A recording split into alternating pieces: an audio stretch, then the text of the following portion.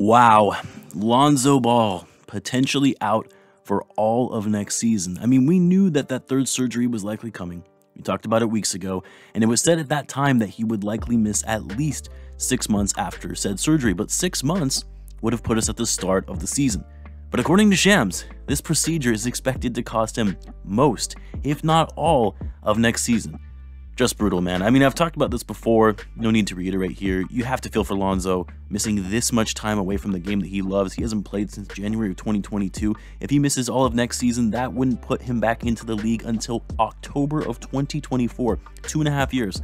That's borderline to the level of Jonathan Isaac and what he's had to go through the last couple of seasons. And what did Isaac do when he returned to action? Played 11 games and re-injured himself to be out for the season. I hate to say it, but I think this is it for Lonzo. I really do. I always said it was a possibility before. Would he be able to come back from this? Would he ever actually be able to play in an NBA game again? But now, I think it's all but done. I don't see how you can come back after having 4 surgeries on the same knee, since he had that surgery to repair the torn meniscus after his rookie season. I don't see how you come back from being away from the game for that long, and I don't see how you come back when doctors are befuddled and trying to figure out what's going on with him.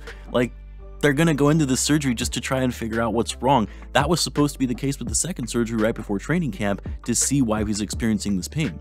They cleared up some bone fragments, if I recall. They called it a successful surgery and said that they think they've identified the problem. Here we are, 6 months later, out for the season, still experiencing pain. And now he needs a third surgery, which will likely sideline him for most, if not all, of next season. He's done, plain and simple. And now for the Bulls, you have to think, what do they do? Because they can apply for that salary cap relief if the injury is believed to be career-ending. They still have to pay Lonzo that money, but it would no longer be on their books, which would free up salary cap space for the Bulls to, actually sign a $20 million a year player who is available to play.